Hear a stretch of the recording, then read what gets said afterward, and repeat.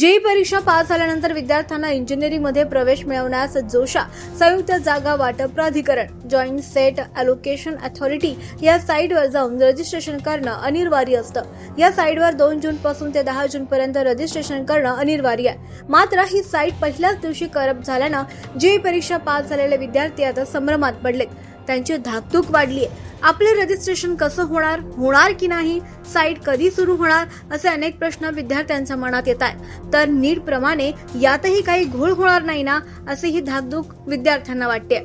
तर प्रशासनाने याकडे लवकरात लवकर लक्ष देऊन साईट चालू करून विद्यार्थ्यांना रजिस्ट्रेशन करण्यासाठी उपलब्ध करून देण्यात यावी, अशी मागणी आता विद्यार्थ्यांनी केली आहे।